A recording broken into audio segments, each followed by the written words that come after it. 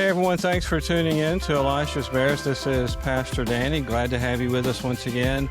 Again, thank you for listening, but especially for following the podcast. If you're not doing that, I would be very grateful if you would begin doing so. I'm very excited about having Tyler Tankersley with us today. He is senior pastor of Aardmore Baptist Church in Winston-Salem, North Carolina. And as I said before we started recording, Tyler, it's good to see someone from Missouri. How are you doing right now? Oh man, I'm doing so well. It's really good to be with you, Danny. It's been we've known each other for a while now. You knew me when I was like a young college student trying to figure out my calling. So grateful for a long friendship with you. Well, let's give a shout out to our friends in Springfield, especially University Heights. And you were telling me you remember, I guess, one of the first times we saw one another in the conversation we had. I was a youth pastor in Kansas City, and we took a group of middle schoolers to Springfield to do some mission work and just to kind of explore the city as well. And we stayed in University Heights, and you were giving me a tour of kind of the youth area where we were going to be.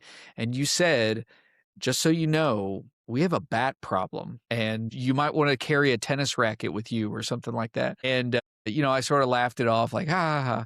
And then like our first night there were a couple of middle school girls who were up in the middle of the night going to the bathroom, and they started screaming because they swear that a bat flew at their heads. So it is the bat church. Yeah, we gave them that experience. I hadn't thought about that until you brought it up. Before we were recording this, there was one occasion during a worship service that there was one hanging from the bottom of a pew, and that's where my wife Lori was seated. And someone in their wisdom decided not to tell her about it until after the service was over. So shout out to University Heights, our good friends there, and in Springfield. Let me also ask you a little bit about education is important to both of us. Yeah. And the last I was reading it has to be true. It's on your church website that you are currently pursuing a doctorate of ministry in leadership and spiritual formation. Give me an update on that. Yeah, sure. That's very kind of you to ask. I've been for the past probably 3 years in a DMin program at George Fox University in Oregon. Leadership and spiritual formation. I just turned in literally like 2 days ago my final project. So now it's in the hands of a committee that is going to read it and then tell me all the things I need to fix. But I'm feeling like there's a part of my brain that I'm reclaiming. I feel like it's starting to come back alive again. So I'm looking forward to. It's been a great journey, and I'm looking forward to it being done. Yeah, once you're through with it, once they approve everything, and you walk across the stage, the food will taste better, the air will be sweeter, and all those kind of things. Yeah, I'm going to make my children call me Reverend Dr. Tankersley, I think, for at least a couple months. Well, keep me posted on how that goes. They didn't last very long for me. You. But I'm just glad to see you. And the reason that you're here was an article that you wrote recently for our good friends at Good Faith Media about Mark Twain. And I wanted to begin with a quote from Gary Scott Smith. He did an interview with the Christian Post, and it was on the faith of Mark Twain. And he says his literary works have intrigued, illuminated, inspired, and irritated millions of people. I want to stop on the latter point about his writings irritating people. What piqued your interest in Mark Twain? Well, I think I read Ron Chernow's amazing biography of Mark Twain, and actually read it during a summer where I was going back to visiting family in Missouri, and I was by myself driving from North Carolina to Missouri. I got the audiobook, and so this whole time I feel like I spent the summer with Mark Twain. And there's both being from Missouri, I grew up on the Mississippi River in Cape Girardeau, Missouri. The Boot Heel. Mississippi is a force of mysterious supernatural being, it feels like, if you grow up nearby it. And Mark Twain wrote with great. I think that Mark Twain's God was the Mississippi River in some ways. Okay. So I would totally agree with the quote that you read, that what I tried to listen to throughout listening to the biography and reading part of it as well is how did Mark Twain feel about faith? And it's complicated. It's very complicated. I think the word that I use for it is that he was spiritually cranky. He wasn't turned off completely by faith, but he certainly had his qualms, and issues with the church. Well, along those lines, I want to let you unpack what it means to be spiritually cranky. We're both pastors, and this is kind of our orbit and our neighborhood. Do you think Twain would be kind to pastor types today? He abhorred people that he felt like were inauthentic. So I'm not even sure it mattered whether you were a pastor. If you were fake, Okay. that he would see right through it. Now, I'm going to offer a judgment that there are many, many pastors that he would not be friends with. If he ever felt like they were putting on airs or they had a persona rather than being real, yeah, he had no interest in that.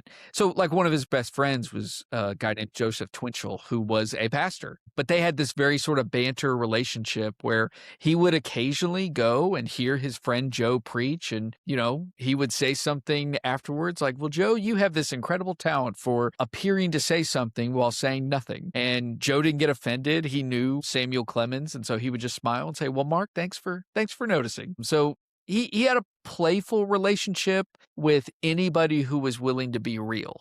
I guess it's good to have people like that in your life to call us to truth every now and then.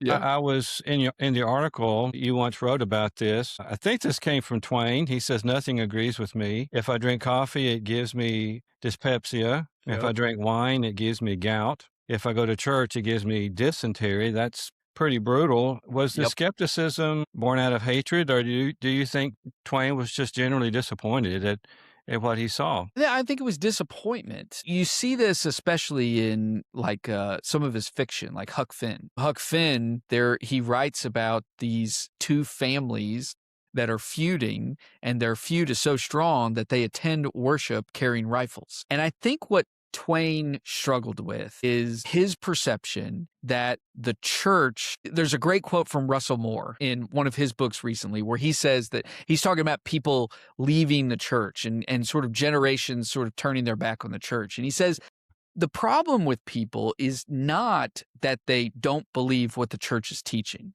It's that they don't believe the church believes what the church is teaching.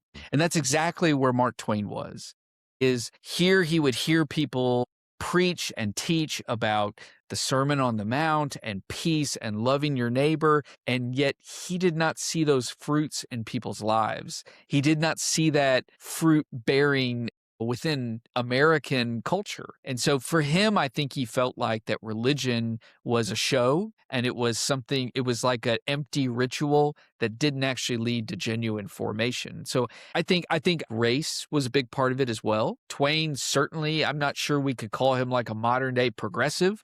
For his day, though, he was very progressive, and especially on the issue of race. And I mean, Huck Finn, despite it being banned in school, is probably the most powerful abolitionist book that's ever been written in American history, right up there with Harriet Beecher Stowe. So he challenged the fact that Christians talked about ideals of neighborliness, and yet he didn't really see that in their lives. So, I mean, nothing's really changed through the years. Hypocrisy remains a problem. It's good for Twain to write about it. You referenced this. I guess for his time period, though, he would be considered progressive in his view of race relations. Yes. I mean, he certainly had his blind spots. He was a man of his time. Actually, Chernow talks a lot near the end of the book about how he had these very bizarre relationships with younger girls, and there's no evidence that anything untoward's happened, but just kind of awkward and weird and just makes me cringe. And there's some moments with race, certainly with Twain, but he truly did believe in equity, and he was firmly anti-imperialist. In fact, someone who I admire, I certainly don't agree with on a lot of stuff, is Teddy Roosevelt. Twain hated Teddy Roosevelt. Hated him. I thought that he was a blowhard, thought that he was way overblown in culture, and thought he was an imperialist, and thought that he secretly wanted to create an American empire. And so Twain always tried to skirt the line of being part of polite society without ever being very polite. There's a epic prayer that he wrote called the War Prayer. And it has lines like, God help us to kill the innocent widows, to make orphans out of children. And it was such a bombastic prophetic, sharp critique that his publisher dropped him after he published that war prayer. So he had his own hypocrisy, though. One thing that's interesting about Twain is he was anti-imperial, he was in some ways anti-capitalistic, and yet he so desperately wanted to belong to the upper echelons of capitalist society. He bankrupted his family multiple times in the pursuit of these get-rich-quick schemes because he wanted to be a Rockefeller. He wanted to be somebody for whom money was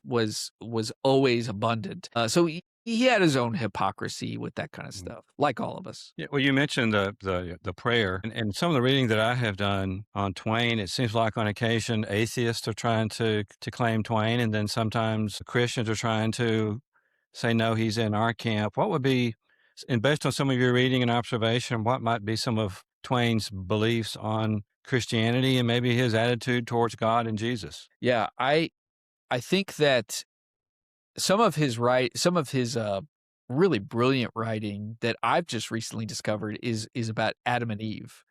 His writing about the creation stories is really brilliant. Yes, there are sometimes atheists who claim Twain. There are Christians who claim Twain. I think he's agnostic at best.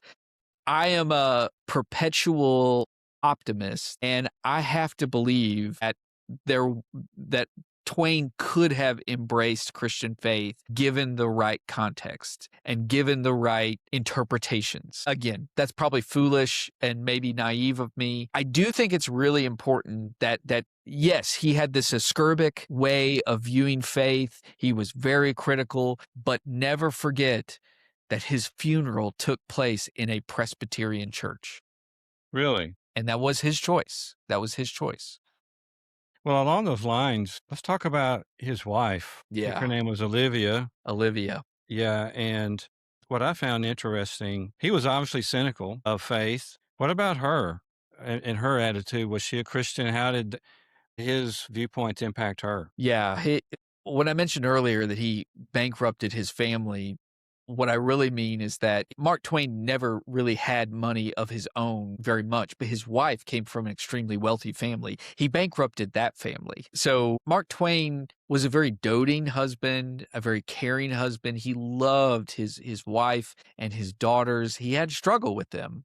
One of his daughters in particular, they were estranged for a while, and they had a lot of mental health issues that would have been treated in certain ways in modern society that definitely went untreated in his time. I think that she was a very devout person and a very pious person. And in fact, people who knew them, he was very irreverent and had salty language and drank bourbon all the time and smoked cigars and, all that stuff. She was very meek and mild, and people would be surprised to see the two of them together. But I think there was something within her piety and her humility that Twain not only respected, but needed. I think she was a grounding force. I think he had a persona out in the world that he projected, and what he needed at home was to not wear that mask, to not be the humorist, to just be husband, to just be father. And I think that she allowed him to do that. And so, again, maybe it's the naive of me, but I tend to believe that there was something about her piety that drew him, that attracted him, that maybe he even relied on. When she died, his critique of religion just really ramped up. He just was so hurt. And so he could not understand that providence would take such a creature from the world. So he was really heartbroken by her loss. If I recall, one of the things he said after her death, he wrote or said, I took Livy's religion away from her and gave her nothing worse than nothing in return. It seems like, he recognized what he had done to her in terms of her own attitude towards faith? I think that Twain did not have a very high view of himself. And I think he was a man who pursued fame, pursued riches, pursued notoriety to fill an emptiness in his soul. And so he was very, very self-critical, and he went through bouts of deep depression. And after his wife died, he was racked with guilt, just this immense guilt in the way he had treated her and especially around faith, that his cynicism, and I have to wonder, Danny, and you've seen this in pastoral ministry, I have to wonder if maybe what he saw in his wife was that when they faced hard times, and they had many hard times as a family, she had something to rely on and he didn't. And so maybe he was guilty that he'd taken that faith away from Livy, but maybe also he was in a way envious that here he was facing this heartbreak and he did not have what she had to rely on. I'm going to quote you to you, if that's all right, with one of the Jeez. things you've written, because it deals with, we're both from a little bit from Missouri, and I'm going to claim Missouri today. It's the show me We'll state. have you. We'll have you. Yeah. You once wrote, we need cranky voices, not just to critique, but to call us back, to challenge the church not to settle for comfort, but to take up the costly cross of Christ. What do you mean by that? What does it mean to be spiritually cranky? So, Missouri has the dumbest state name. Like, I don't, it's so stupid. The show me state. All right. So let me tell you the story. There's like multiple origin stories of where the show me state came from. But the one that's most prominent is that there was a Democratic senator from Missouri, which is its own extinct species right now. But this senator was giving a speech, and people were trying to convince him of certain things. And he said, I'm from Missouri, and, we know cockleburs, and he gave this really fiery speech. And he said, I'm from Missouri. You've got to show me. It's this sense of like, prove it, you want me to buy what you're selling. You got to prove it. I think that there is a sense where we need people to call us to account as pastors, as churches, that, all right, you say that you believe this. You say that you believe in hope and believe in transformation and believe in the gospel. We'll prove it. Show me. Another Missourian, a recently deceased Missourian that probably some of your listeners are aware of, is a guy named Walter Brueggemann, who was a Old Testament professor, grew up the son of a German-speaking pastor in Missouri, and taught for many years at Eden Seminary in St. Louis. Wrote Prophetic Imagination, but one of my other the books of his that I love is simply called Reality, Grief, Hope. And he says that those are the three tasks of a prophetic leader. You have to define reality, you have to walk with people through their grief, and you have to offer them hope. Well, the spiritually cranky are those who often are willing to name reality, where a lot of us practice denial, we practice avoidance. The spiritually cranky say, nope, you're going to stare this in the face. It's reality. This is real. And how are you going to be different because of it? Okay. So it's not a terminal condition, but it might be helpful to get us from where we are to where we need to be. Yes. That's what you said. Yeah. I think that's what prophets do. I think the prophets are very cranky in Scripture. And I think sometimes prophets don't even realize they're prophets. And I would put Mark Twain in that category. Okay. That's a good segue because, you and I, with what we do, we have a pulpit, whether it's an actual pulpit or a platform. I don't know if we would consider Twain to be a comedian. He was definitely a humorist. And those comedians have a lot of influence in our culture and society. They have a platform. In what capacity would you say Twain preached, and what would be his message? Well, he hated the word comedian. He preferred the term humorist. And the reason why is because, especially at that time, the way those words were used, comedian was like a jester. It was just ha ha ha, just all joy and all, good fun humor and stuff.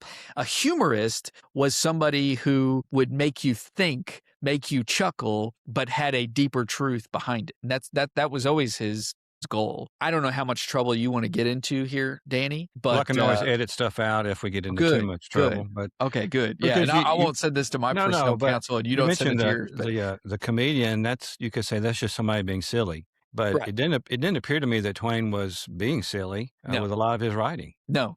And I would say that I think even today we are seeing prophetic humorist voices that our people are trying to silence. I am not advocating for all of the political opinions of someone like Stephen Colbert, but I think there you have an example of somebody who, by the way, has a deeply fervent faith in Jesus, is a very devoted Catholic, and that is at the core of who he is. Also a big Lord of the Rings fan, which I am as well.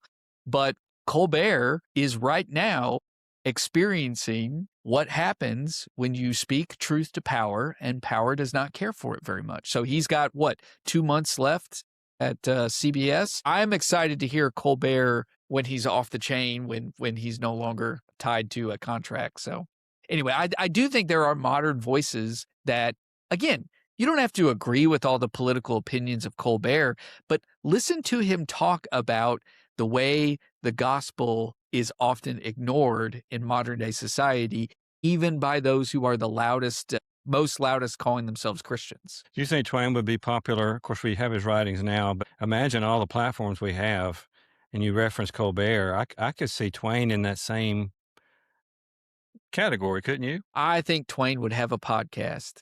I think he would have a podcast. Yeah. Yeah. Yeah. Yeah. We'd have to work in Lord of the Rings along the way, too. That'd be another episode. Yeah, please. Yeah. Just prepare for like a 3-hour episode if we do that. You also wrote, and I want to touch on this because we've been talking about cynicism and skepticism, but you also talked about joy and the importance of joy. And you once wrote, "Joy in a cynical age is an act of defiance." The question before us is not whether cynicism is understandable. It is. The question is whether it is forming us. What did you mean by that? And we can appreciate people being cynical, but how do we avoid cynicism shaping us? Well, I think that we have more agency than we often give ourselves credit for. I think joy is a choice. I think cynicism is a choice. I believe very firmly that we need a sharp edge. We need to be willing to question. But I think that many, especially in maybe the more like theologically moderate or progressive circles that I find myself in, oftentimes people in those circles look down on those who express a very earnest, joyful faith. Because I think we live in an age in which cynicism is in vogue. I think we live in an age where cynicism gives the appearance of wisdom. It's not. There's a good Jewish proverb: any donkey can tear down a barn. An exceptional donkey can build one. So I have to write that one down. I'll try to work that in. Yeah. I actually cleaned it up a little bit. But I like that because it's okay to question, but cynicism, there's not an implication that you're more intelligent than the next person. I just find that joy is, we've almost got a famine of it on occasion because we get so caught up. So I'm trying to relate this to this Barna survey of friendships that pastors, there's a friendship gap. And one of the things that Barna indicated was that only 1 out of 3 pastors had a close friend outside the church. What do you make of that? I think that, pastoring is an extremely isolating vocation if you're not careful. Actually, even if you are careful, it can be a pretty isolating vocation. So I'll share my own experience of sort of waking to this awareness is during COVID. I had just moved to North Carolina to pastor here at Ardmore. COVID hit. We were not meeting in person. I was working from home, editing sermons and preaching to an empty sanctuary, and my soul was running dry doing that. And then we had a 72-hour period of time where over 18 people contacted me to say how angry they were that we weren't meeting in person and that they were leaving the church. All of that in 72 hours. And that began to just weigh on me. And I remember that I answered the last of those emails and I took our dog on a walk. And behind our house, there is some woods. And I went out into the woods and there was a certain tree that I was coming up to. And I thought I was having a heart attack. My chest was getting tight. My breath was getting shallow. I was having like stars in my vision. And I leaned against that tree and I just crumpled to the ground. And I still remember my dog like licking my face and she had terrible breath. It was a panic attack. I'd never had one before. Didn't know what they were. I was lonely. I was facing all of this disappointment from others that I was placing on myself and embodying, and it was not sustainable. I went back to, once I was able to kind of come to, I went back to the house. I told my wife what I was feeling, made an appointment with a therapist. And I also, the very next call, this was my wife's very wise suggestion, I called my 3 best friends who had known me since high school and college. They did not know me as a pastor. They only knew me as Tyler. And I just confessed to them. I am really lonely here and I need friends and I need us to get together. And so now we have an annual trip that we do every single year. We've gone across the country together, but we make it work. We are all very committed to this annual trip. We call ourselves the Congress of Louts. It's a phrase from the movie True Grit where Maddie the girl is one time complaining, "I've been abandoned to a Congress of Louts," and so that's our name for each other. Those friendships are absolutely sustaining forces in my life. And I am extremely blessed as a pastor to have those friendships. And I think what we are finding in that research, like what Barna has done, is there are many, many pastors that don't have that. They don't have close friends. They don't have people they can turn to. Pastoring, you cannot rely on your congregation to be your sustaining friends in your life. You can be friends with people in your congregation. Absolutely. But you cannot rely on them to be your soul friends. And I mean that both soul, S-O-L-E, and also S-O-U-L, like the Celtic way of being soul friends. So I think we already know there's a loneliness epidemic in American culture, but clergy seem to be feeling it exponentially more. What you're describing about going through that panic attack, and it's been 5 years, and it has been 5 years or so, but it doesn't seem that long. And we both are aware of, it seems to be this blog entry by Alexander Lang. Yeah. I think he's a Presbyterian pastor. He wrote this blog called Departure, Why I Left the Church. And he subsequently said how surprised he was at how it went viral and how many people resonated with it. Why do you think what he had to say resonated with so many people about why he left the church? Well, I think because like recognizes like. I mean, I think he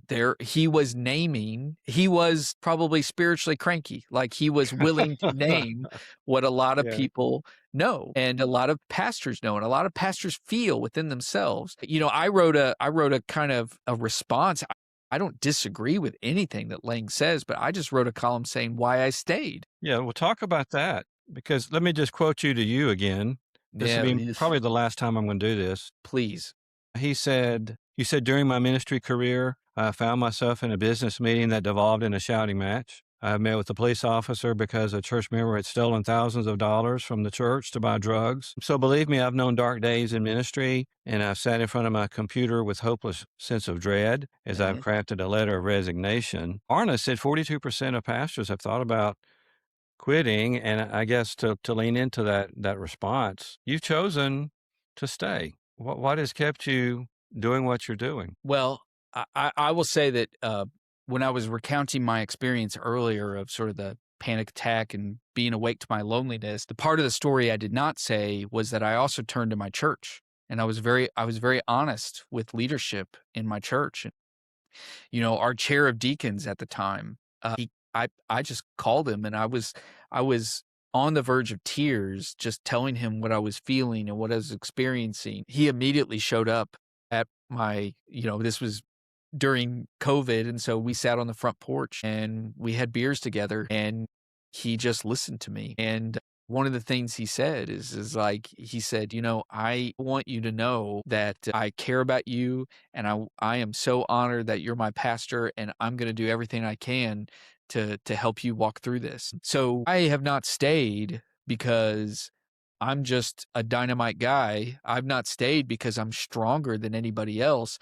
I have fallen backwards into grace after grace after grace. And one of those is pastoring an extraordinary church and a wonderful congregation and a beautiful community of faith who has cared for me as I've tried to care for them. So I've stayed because of grace, not because of any sort of extraordinary temperance or resilience on my part. Grace. I appreciate you saying that because I'm kind of like you. Each story is unique, and I want to hear without trying to fix what I'm hearing, but the sense of grace, but also in the people that I've spoken to along the way, calling, the sense of call to what you're doing. I'm kind of hearing that as you talk about grace. Am I right about that? Yeah. I mean, I would also say that I think in the past few years, I have actually been taking my own spiritual formation seriously as well. I don't think I was before that, to be honest. I think I was getting by, not getting by, but I was relying on maybe just this reservoir of what tiny little talents I have. And I think that in the past few years, what I've had to reckon with is, and this gets into stuff that I wrote about joy and formation and making the choice.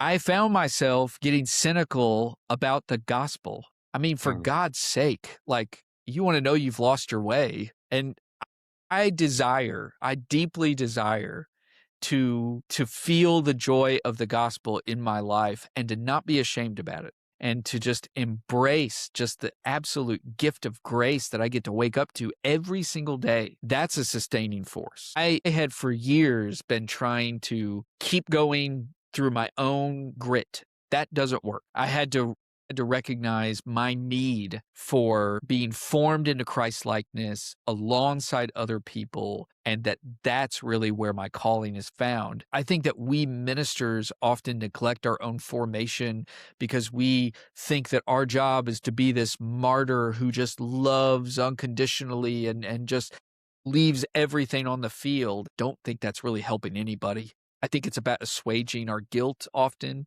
or about trying to, like Mark Twain, fill an emptiness in our soul through the adulation of other people. I think that formation, our own formation, should be paramount in what it means to be a pastor. Well, let me get you out of here on a couple other thoughts, because that seems like a great way to summarize. I've tried to tell our people, because I think we're at slightly different stages in this ministry process. But I think what I'm hearing you say, that the best gift that we can give our people is a healthy me, or Yeah. a healthy person, and to take your time off. And I resonate so much with what you said about it's easy to try to be able to draw upon what you've already learned and study without constantly refilling the tank. So I want to ask you, what is really two sides of one coin, Tyler? What is might be discouraging you right now, and what is encouraging you right now? And you can answer them either way or one or the other. And or you can talk more about spiritual crankiness if you want to. What keeps you I would, encouraged? yeah. What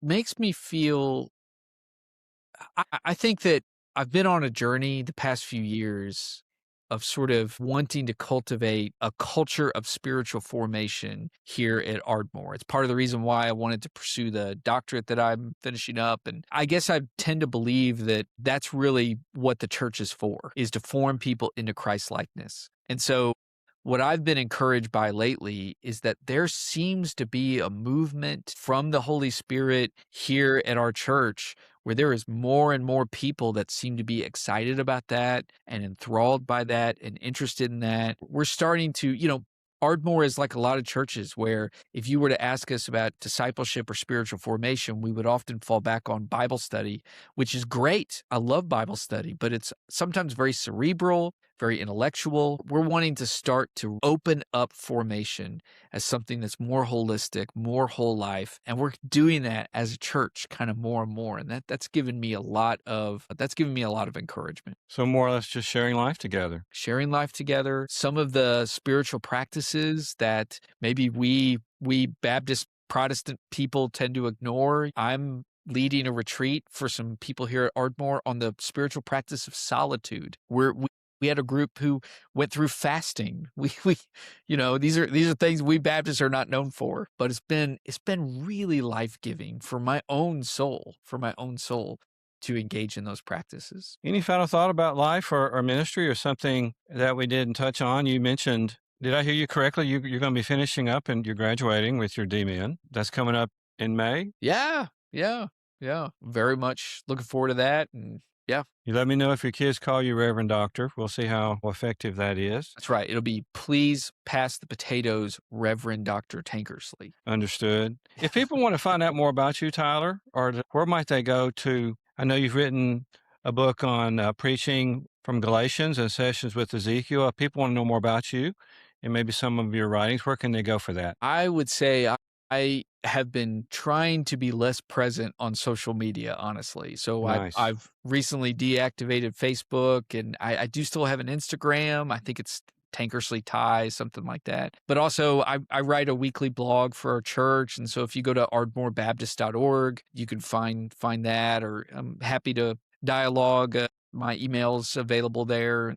Yeah, so I would go to probably the church website. But Tyler, I appreciate your time today and to be able to reconnect, and especially to hear the bat story, which I hadn't heard in a while. Congratulations on your D-Min Oh, thank you. coming Dan. up very soon. We have been fortunate to listen to and be with Tyler Tankersley, the senior pastor of Ardmore Baptist Church in Winston-Salem, North Carolina. And until next time, you all take care.